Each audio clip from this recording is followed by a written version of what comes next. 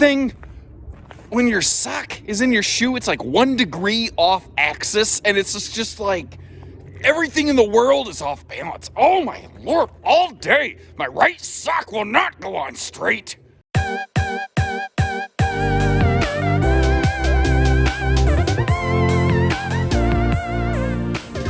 So, now that you have a little peek into what goes on inside my nugget every day, hi, I'm Josh the RV Nerd here at Haylett RV of Coldwater, Michigan.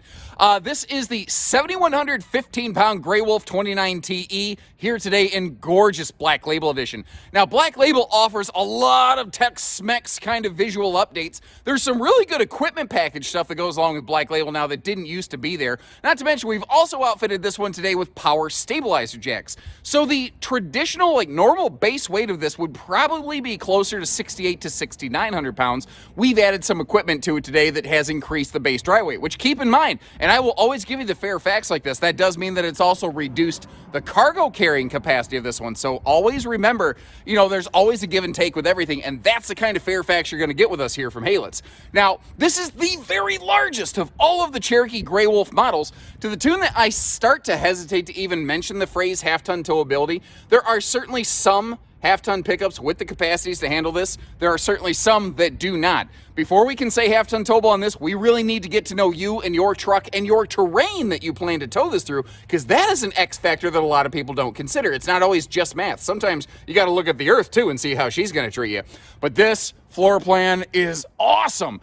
It kicks all of the traditional bunkhouse things off to the curb. It gives us a wacky triple entry bathroom and shower up by the bedroom instead of a tub back by the bunkhouse. It has private rear bunk room, a great potential entertainment setup, but the camp kitchen on this thing is just off the hook. It is this crazy double fridge, ice maker, sink, rolled steel countertop Franken combination that I kind of really rather enjoy myself, if you hadn't noticed. Now, as we go through, I really love your feedback. Let me know the aspects of this RV that you like, the things that you'd like to see changed, and any other feedback you're willing to offer, or if nothing else, just hit the like button on our video to help the message spread, and subscribe if you haven't so that you can catch us on the next one.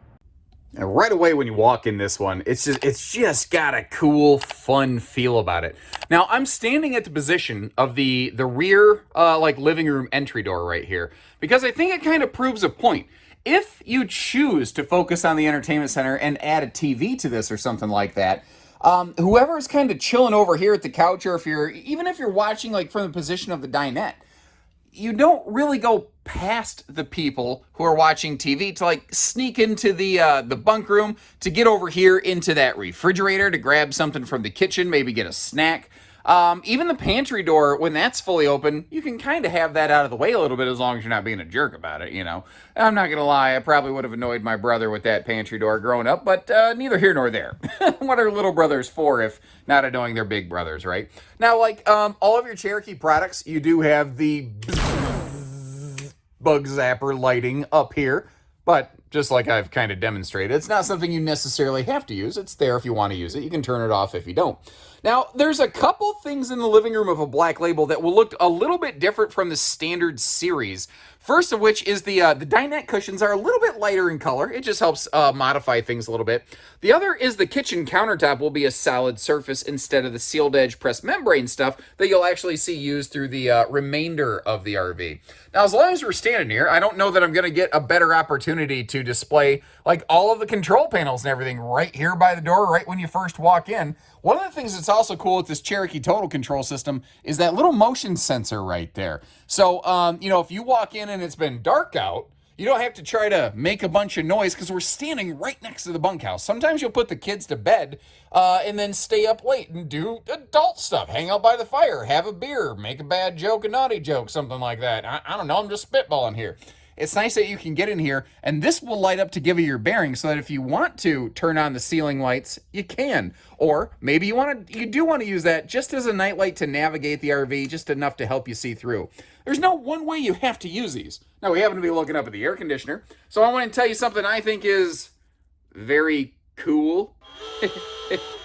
There's your dad joke for the day, although there's probably one or two more on the way. Cherokees in their Grey Wolves and the actual Cherokee brand campers have standardized the use of a larger 15,000 BTU air conditioner instead of doing like a 13.5 with an optional upgrade. I think that's just one of the, I didn't mean to say it this way again, but the cooler things that they've done here. They've just given us a bigger, better, stronger air just straight from the factory. Now, this camper is great. It does have a couple funky little things, like we are very limited on door side windows. This is really something, if you want to see outside the camper, you pretty much got to pop the door open. But, you can kind of see outside from the bathroom. You can kind of see outside from the kitchen. You can kind of see outside from the bedroom. So there's not a ton of door side window coverage. Maybe you have to take a couple steps over to kind of see which one of the kids is screaming bloody murder and why. But there's enough that I think you can assess the situation to decide, do I need to go outside or can I stay in here without putting on pants? Now, one of the other really cool things about this, that is the full size, like true U dinette. So that will fold down into something like a 7-foot sleeper. But if we're going to talk about sleeping, there's no way we can do it without cracking her open and going back there to that nice private bunk room.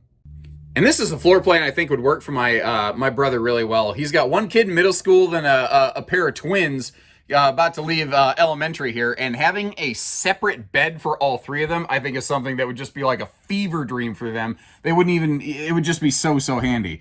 Now, I love the window coverage in here, but again, I'll tell you the pluses and the minuses. Those windows do not open for airflow. I kind of wish they did, and neither in the Black Label nor the Standard Series will they. This bunk over here, though, would be for my oldest nephew. That is the largest of the bunks. But something else that's really cool on this one is that I wouldn't have to try to throw my oldest nephew into the bed because, things like the ladder's built in, along with some decent storage back here. And I really want to draw attention to the fact they actually put that storage behind doors. It's very common when you're shopping a stick and tin class camper that you will see just like open pockets of storage in the bunk room, but especially back here when those bunks are all the way on the back of the RV. That means that they tail bounce a lot, and that means that anything on those shelves is probably going to end up a jumbled mess on the floor. And I think the last thing you want to deal with when you first get to your campsite is having to clean up a mess in the kids' room that, frankly, this time they didn't even make. Now, you saw those outlets for TV hookups above the bed. If you look at all the bunks, this is the only bunk that at a glance has its own dedicated USB plugs. I think that's because they are really expecting the upper two bunks to kind of piggyback off of one another and share the outlets up there at the TV hookup location, which is another thing that's kind of cool about this one. If you want to, for the kids, you could turn that into a pretty decent entertainment station. Now, a lot of times when I talk about bunkhouses, I'll talk about office conversions. I don't know that this is the best model for that, because I think it would need some of the most invasive changes. And speaking of invasive, and I don't mean species, these full extension dinette drawers that come in like pretty much all the Cherokees at this point. Those things are just fantastic, so that if someone's sitting at the dinette, you don't have to go tearing apart the storage to get to anything. Instead, the storage just all kind of comes to you when you need it. But that's really that like extra overflow storage, not the stuff you're going to use every day. This is more of what you're going to see every day, and I like what they did down here below that big stainless, black stainless skirted farm sink. I love the look of that. Especially against the contrast, that lighter countertop in the Black Labels, it always looks good. Although the base Cherokee also has a very light countertop, just not quite as light. Anyway, the double big drawers instead of triple smalls. I like the idea of 3 drawers, but I also like the idea of a spatula not preventing me from getting into my storage. I swear, there's just a meeting where spatulas are like, okay, right when they really need it, when the burgers are about to go on the grill, we are all going to band together and we are going to block that drawer from opening. All those in favor say aye, and like the whole room in unanimous unison says aye. There's just something about spatulas that just don't like being in drawers. They were born to run free. Maybe just keep that in the camp kitchen. And I've talked about spatulas for a long time here, pardon me. Now, I'm simply displaying down here that your sink covers are actually a nice little split cover. I'm not trying to insinuate that's counter space or anything like that. Don't use your oven door as counter space. It's just convenient to do so. But that cutting board backsplash makes I don't think Cherokee did this on purpose. I think I just stumbled into it one day. That makes for a perfect side splash right there, so you don't have to try to scrub the wood down beside your stovetop. And they use standard, that 10.7 cubic foot DC compressor fridge on these. It's just, biggest thing is that it's much, much deeper than the 6 cubic foot fridge they used to use. But if that is your preference, you can actually still option or swaption, as it were, a 6 cubic foot gas electric fridge, which if you're serious about boondocking, might be a little bit more preferable option for you. Remember though, this RV does have dual outside refrigerators that are park power only. Those are not 12 volt. This RV, this specific floor plan, really strikes me as one of those that is designed with park camping and use more than boondocking, but I don't know, maybe I'm wrong. Are there people who are boondocking with this one? If so, leave me a comment. Let me know, or let me know, how would you use this? Park, boondocking? You tell me. Now, this is a step-up slide, as you can see by, well, the step up right there. So it's not full storage below the sofa, but it's not a total loss. I don't really do a good job of displaying that very often in Gray Wolves. Where I think that would be really handy is if it's going to be a nasty rainy day, that is the perfect little Monopoly storage slot or what have you down there. Or, yeah, this might work. You could use it for like extra blankets or something if you're going to need to use the dinette or the fold-down sofa as a sleeper. The dinette obviously being the much larger of the two. I think most of the time, though, the private front bedroom, the private rear bunk room are pretty much going to take care of our needs. Now, this is the TE of the Tedward Edward, the triple entry bathroom door. One from the hallway, one from the bedroom, one from outside. It is a very uncommon thing to find a triple entry door like that. But, man, it gets the job done well. Now, what's also nice about this, there's some great legroom, and I think enough hip and shoulder room that I don't think anyone's really going to have an issue. And when you get here into the Black Label series, one of the big differences on this compared to the standard series is the shower hardware. And this is like, I swear this is something taken just like straight out of a luxury fifth wheel. It's so over the top. Some people have actually said it almost feels like too much. But I mean, is that really a thing that we're not happy about, that they put too nice of a thing in the shower? I don't know that that's something I want to complain about myself personally, but I'm open to feedback on that. The camper's 6.5 foot tall. If you're standing in the shower and you're my height, you're 6'3"-ish or more. Your head's going to be in the bubble for sure. Now, these are all going to have that nicer, bigger vent fan up there, whether they're Black Label or not. Both of the entry doors have full viewing windows. It is a blackout glass from the outside, but if it's backlit at night, somebody can kind of see in here. I would definitely, if nothing else, find a way to like hang a towel or something over that when you're climbing out of the shower. I don't know about you. I am not confident enough in myself to be seen freshly climbing out of the shower. Ugh. And just to kind of complete the bathroom here, because that's a giant sink over there. And notice how they got rid of like the little motion activator. They just have a switch for the light above the vanity now. And that actually is a medicine cabinet, not just a mirror glued against the wall. And then finally in the bedroom here, one of the things I want to point out is weirdly one area in which the standard series, I think, could be argued beats the Black Label. And that is this big campsite viewing window over here in the bedroom. In the Black Label edition, we upgrade to frameless tinted windows, which is nice.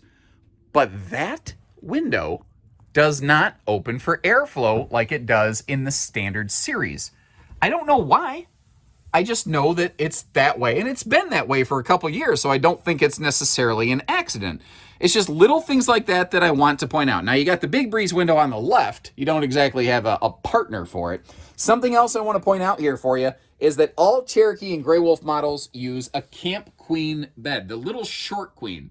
Now, sometimes that's a instant deal breaker for folks, so I like to point that out to make sure we're looking at the right camper here for you. You could maybe get like a little 6-inch spacer block when you get to your destination and pull that down. You saw at the foot of the bed, there is room if you're interested. You could put a true queen in here, you're going to sacrifice some walk-around space, but maybe that second door into the bedroom from the bathroom can help you compensate for that, depending on what you're willing to tolerate and how you camp. Those lights, the headboard lights above the bed, those get upgraded in Black Label as well. On a standard series, those would just be click-on lights, just like you're seeing up here in the bedroom ceiling. In the Black Label series, you get the little bendy light down there, and you can turn it into like night light mode, reading mode, or just full-on bright light mode. Over here, also, you've got household and USB outlets on each side of the bed. It just doesn't necessarily look like that. You can see the USB plugs when we get close. That is actually a specific mount for a drive portable Bluetooth speaker that doesn't come with these Cherokees. And I will leave you a link to that in the video description, or if I forget, leave me a note saying, hey, dummy, you forgot your link. And I don't mind, by the way, if you use those exact words. I'm not going to be offended because it's a dumb thing to do after mentioning it. But those are extra things that you could get, and it mounts there and it can charge there. But I've not been a fan for a while now of the outside entertainment speaker systems in campers. I don't think they're great. I think that if I'm out there, I would rather have my own little portable Bluetooth speaker anyway, so I'm kind of a fan of those things. All right, so closing up the slide for road mode. That is one of the hiccups with this model. It's one of its Achilles heels. Now, I mean, if we look at this, if you need to stop and get a snack, this does have snack-tastic access here, guys. We can get to the fridge, the pantry, the sink, all that stuff. The trick is really kind of the sleeping areas and how you can get to them, or if you can get to them. Without opening the slide, you just can't get to the bunk room. Now, I would really appreciate some help from you guys. Something I've wondered for a long time, but I've never got confirmation for this. It seems like there's a lot of manufacturers where you look at this and you say, why, if the bunk door just opened inward instead of outward, you'd be able to get to it in transit. But the slide just blocks this one, and this is a Schwintek slide. This is not the kind of slide that you want to open only partially. That is not recommended with this system. Either all the way out or all the way in. Try not to do it halfway if you can ever help it. Ooh, yeah, it's starting to get cold. But like if the door opened in, you'd be able to get in here. But is that like a fire code thing that manufacturers can't do? Is that why they do this thing right here that I think nobody likes, but maybe they're required to? I've never been able to get confirmation of that. Maybe somebody out there who works in manufacturing can give me some insights on this. I'd appreciate it. And it makes me wonder, though, with this wall, could maybe a pocket door have been an option? It's not something Cherokee tends to do a lot of in these Grey Wolves, which maybe that's why we don't see it here. But I mean, overall, I like this model a lot. That's just that one little glitch hang up, but that's why I close the slides and show you this stuff in road mode. I hope you appreciate the extra time and effort this takes. What we haven't seen is, can we get up to the bedroom and the bathroom? And the answer is yes, but maybe not necessarily directly. Because once again, with the slide closed, if we come from the, I'd say, living room, the primary entry door, if we get up here, it gets awful kind of tight. And I am personally too big to squeeze myself through this thing. It feels like, you ever have a dog in the back seat and you're bringing a pizza home and the dog stuffs his face up between the two seats as much as he can? Like, is that pizza? I like pizza. I take a pizza if you want to give me a piece. I feel like a dog who wants pizza. But thankfully, this has that second entry door here in the Tedward Edward triple entry bathroom right there. I think somehow I just mashed a letter B into the name Tedward Edward. Is like Ted, but you know, I'm skilled with words like that. So with the second entry door, we can get up here for potty stops, easy. And the bathroom has those traditional fold-out steps, so they're a little easier to access if you're in a tight spot. It's not ideal. It is, you know, the RV does a lot of really good things. It's definitely a model that is best enjoyed at the destination, but it's not completely helpless on the way there. It just doesn't have full turtle-friendly access, you know? Now, one of the trends you might have noticed from our videos is I don't like to speak in half-truths where I can avoid it. Like, you look at this, and if I said nothing, if I just showed you this, a lot of people go, oh, yeah, that's heated, that's enclosed, that's awesome. It is some of that. What they do on the Cherokee Grey Wolf and the actual Cherokee proper travel trailers is they enclose the holding tanks. It's not a fully enclosed underbelly, but the area of the belly that has the holding tanks, that is enclosed. There is not specific forced air heating pump down there, keep in mind. It's just, I like you to fully understand what you're looking at here. And I tell you, it's better than nothing. It does help from a little bit of a cold snap. It does give it a little bit of an extra pocket and a shield. But, if you're looking for like a Four Seasons rig, that's not what you're going to find in a wood skeleton kind of class. And we'll talk more about that in a second. Over here, you see the 18-gallon-ish per hour hot water heater next to the outside shower. And down below, one of the other upgrades that we've applied to this, in addition to Black Label and like the spare tire on the back that you'll see, are the power stabilizer jacks. Now, that has nothing to do with Black Label.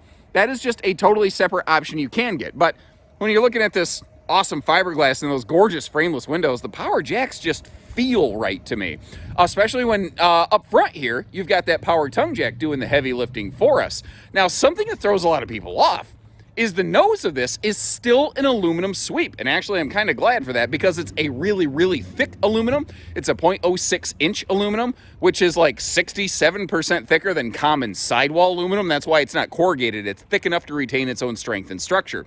The whole nose of this thing is frankly like stone guard, like diamond plate.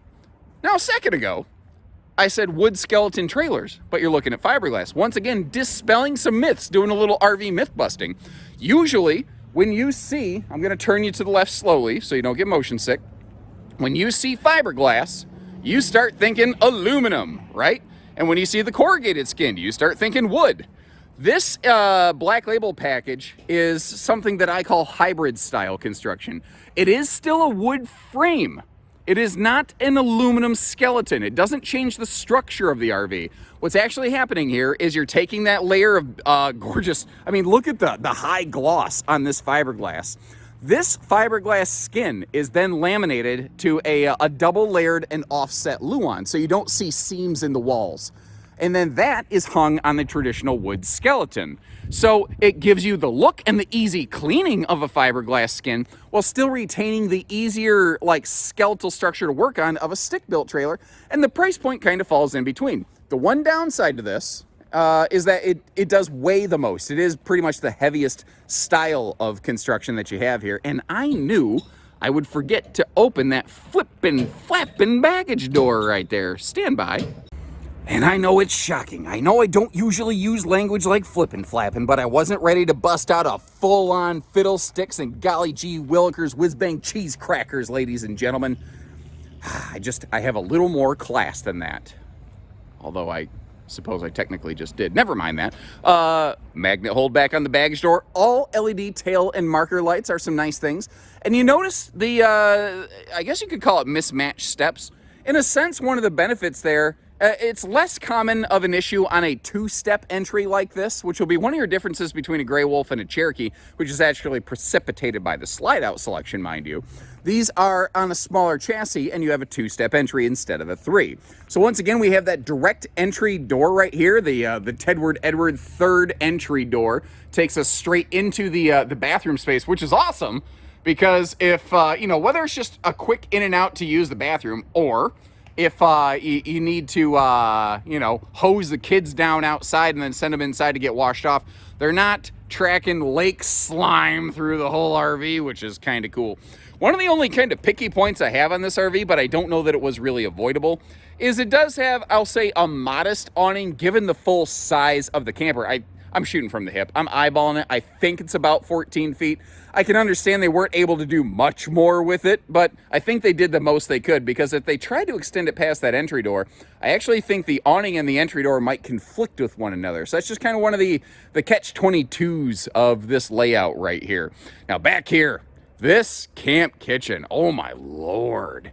It is, to me, just like it's the thing that always draws me like a moth to flame on this floor plan right here. Now, they have changed one of the very significant things on this, and I don't know if it's supplier related or if it's intentional. This used to have like a 5.7 cubic foot refrigerator and freezer outside. And what you're looking at here now is technically actually more storage. Those are, oh, what are those? Like 3.7 cubic foot each. It's double refrigerators out here now. Plus, you have the 10.7 cubic foot fridge inside. What is the math on that? Like, oh my Lord, there's like almost like what, 17-ish cubic foot of total cold capacity storage on this? That's like more than some luxury fifth wheels. That's incredible. And then down here, we have the handy little gray stone griddle. Now, in case you're curious, some folks have wondered because black stone griddles are so darn popular, and certainly they're like the premier name in griddles. Absolutely acknowledge that. Greystone's not a Johnny-come-lately knockoff. Greystone has been making RV propane appliances and like cookers and grills and stuff for years. So they're a very well-established vendor for sure. That ice maker right there, as long as you got water, which considering we have a real sink with a real drain, and it's down low enough, since the RV's on a smaller chassis and it's not buried into a slide, you can actually wash your hands in this thing. You got water, as long as you got electricity, you got park power, folks, you got ice. Now, if you're not a big fan of that Greystone thing right there, take it out. It's basically just a drawer. You got the propane cooker hooker down below here that you could bring whatever you wanted to bring with it.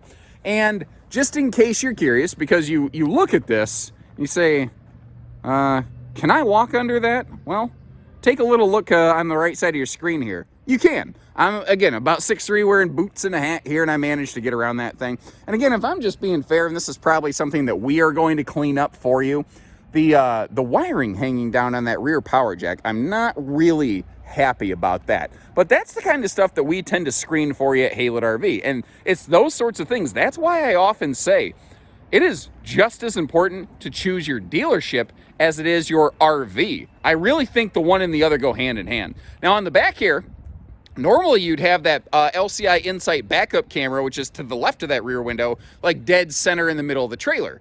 This one is offset a little bit because it does have that kind of Cyclops eye window up top there. But notice too, that third taillight, that extra brake light right there, because on the back we have that cargo rack. But let me back up a little bit. If I get you straight on this thing, you can kind of understand how the car behind you, if you have cargo on that, it could have an obscured view of your taillights. That third light, if you have that cargo rack folded down, you're going to have a lot of stuff stacked up tall to be an issue. And considering that has about a 50-pound rating before the spare tire, you know, it's not extremely likely for that to be the case. Now, zooming in a little bit here, under the bunks over here on the driver's side, one of the nice things about this is that is just totally wide open storage down here. And especially on a bunk model like this, any kind of extra outside storage like that you have where you can like stuff the kids, stuff in it, very, very welcome feature. Now, once again, the Black Label package does offer us not just the high gloss skin, but also the tinted frameless windows. And that's two major differences from the standard Grey Wolf series. The standard corrugated conventional skin, where you want to call it standard series, limited series, whatever, they do not have tinted windows. Now, that will make the RV look and feel a little bit larger as a result on the inside, but these, I think you can maybe it's an argument, but I think a lot of people will agree, the visual curb appeal of this is just outstanding, and those tinted windows will keep the nosy neighbors from looking inside at your family, not to mention help keep the sunshine from baking you alive from the inside out of this thing. One of the other things I think is really cool on this floor plan is that it has a single sewer exhaust point. Because the kitchen and the bathroom are right on top of one another, it all comes out the same thing. So you don't need to get a Y splitter, you don't have to unhook your hose and lug it around. And that's the kind of stuff I've had a lot of people asking about. I'm going to try to keep doing a better job of pointing those things out for you so that you can plan your accessories. Because, you know, this is so true. Have you ever, if you want to know if your neighbor just bought an RV, look at their front porch. If it is stacked from floor to ceiling with boxes that say Amazon on them, chances are they just bought a new camper. They're going accessory nuts right now. And I mean, Tell me that wouldn't be cool. Tell me that wouldn't be cool to have behind you there.